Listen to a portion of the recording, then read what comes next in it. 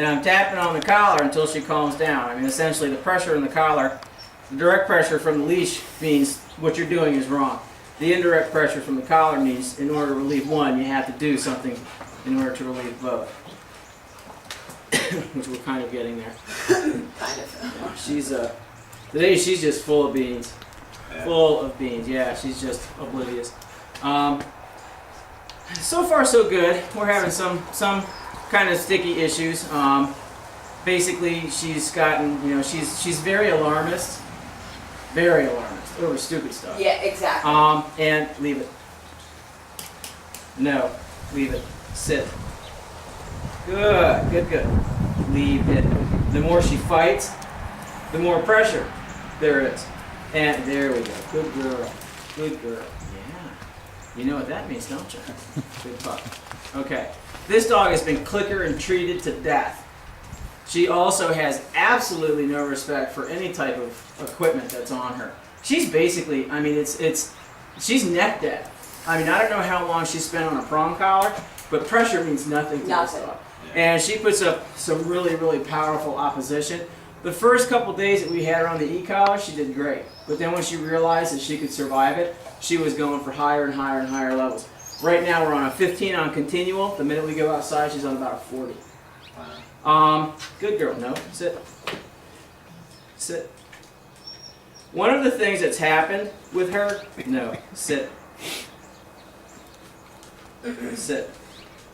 This is the boost function now. We're at about a 20. Sit. Thank you. Good. Very nice. When you guys take her for walks, it's pretty much she can do whatever she wants. I try to keep her healing when I take her out. I try to keep her at my side and tell her, no, walk nice, and she'll normally, stop. But the second she sees something, forget about it. Okay. Well, heel one is on the left. So that's one of the problems why she's having such difficulty with it, because she doesn't know what side heel means. She doesn't understand the meaning of the word heel, and we've been having difficulty getting her to understand that her emotional contact with the people at the end of the leash is a little bit more important than she thinks it is. She has absolutely no value for people whatsoever. They are the means to an end. And a lot of the work that's been done with this dog, sit, thank you, has all been, if you sit, I'll give you a cookie. Or if you lay down, I'll give you a cookie. So that there's no expectation for her to maintain that unless there's food present. Right. Does that resonate Yes. with you? Right.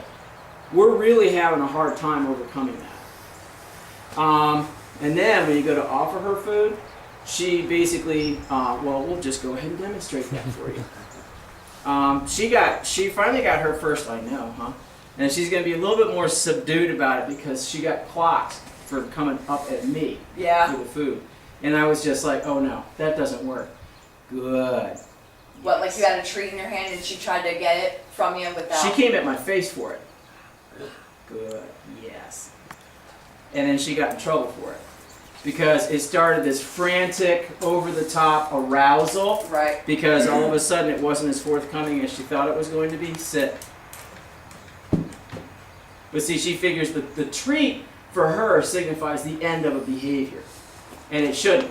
What it needs to signify is you maintain this behavior until I give you the release word, which is something entirely unrelated to the treat. Right. Okay?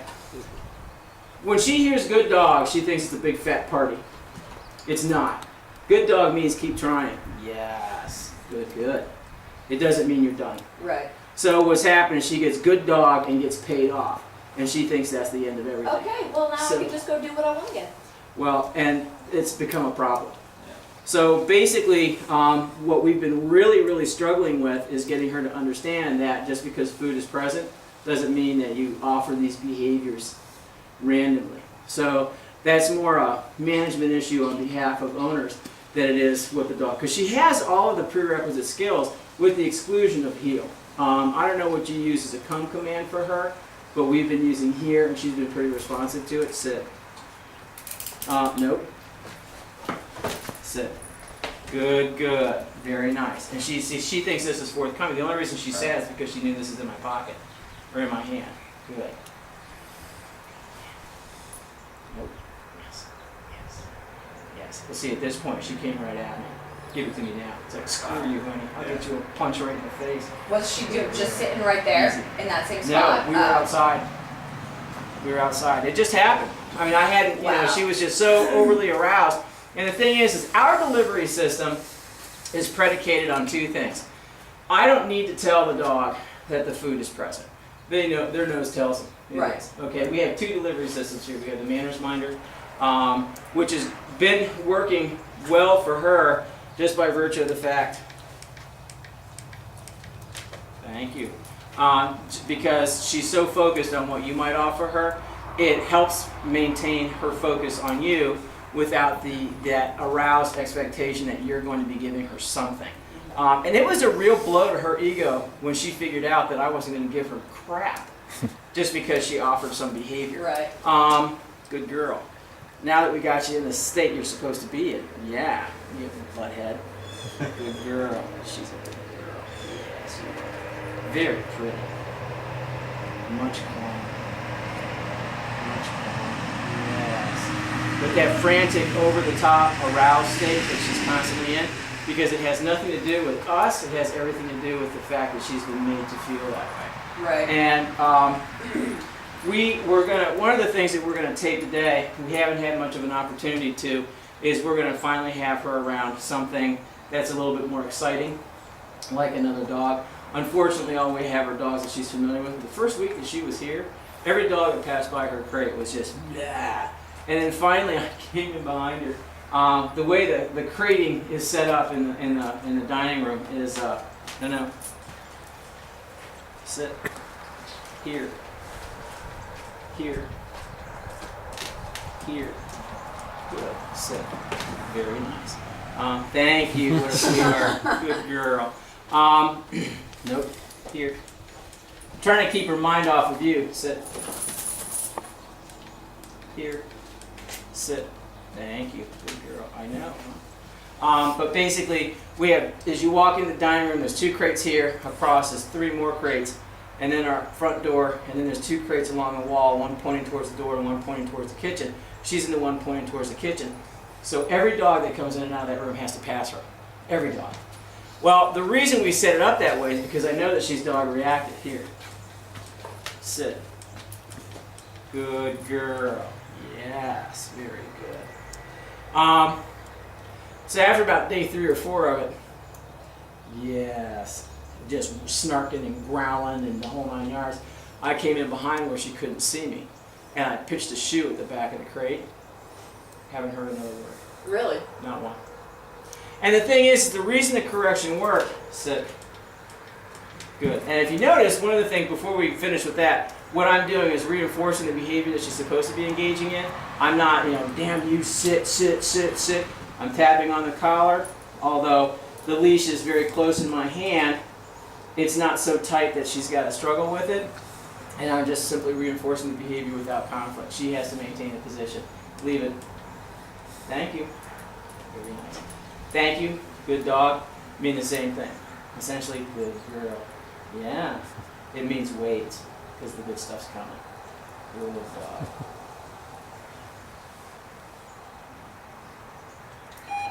Okay. That's the payoff. You see how that works? Here. Good girl. No, here. No, here. Count. Here. Sit. Nope. Sit. If you notice, when I say no, I'm not tapping. No. Sit. Because you give I'm her a chance to compelling do her. it. No, because no basically is information. I'm correcting behavior, I'm not punishing a failure. And basically here, sit. Yes, good dog. Good dog. The e-collar actually acts as not compulsion, but to impel her to move. Nope, leave it. Good. And basically what I mean by that is the leash means you can't do. The e-collar means you must do. Does that make sense? And the two work off of each other. Direct pressure always means whatever you're fighting against, it's wrong. You can't do anything else, Right. okay? Only within this certain parameter can you do anything. Leave it. Sit. Good. Have you noticed that she's a real big licker? She is. She's She's a cat. She's got a lip granuloma starting on the inside of her right leg because she's a constant licker. And we give her like a bone and stuff to keep her occupied.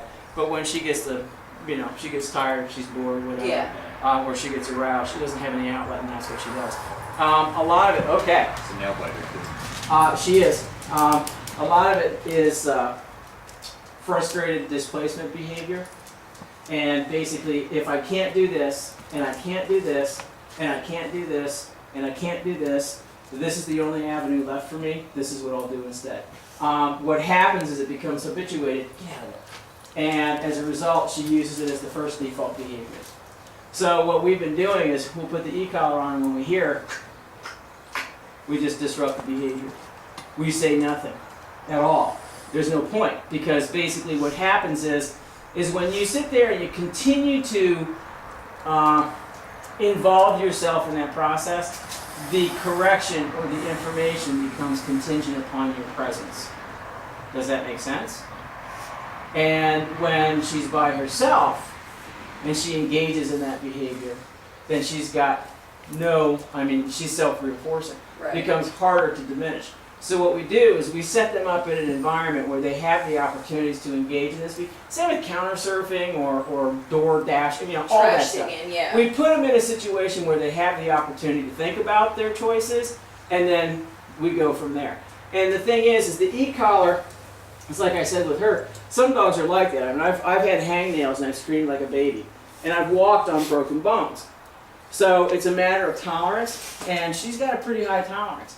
A lot of stuff that I've noticed with her, just in the last couple of days, because most of the stuff that we do is just like this. I'm not going to fight her. I'm not going to yank back. I'm going to let her find the end of the leash, and then I'm going to toggle her in.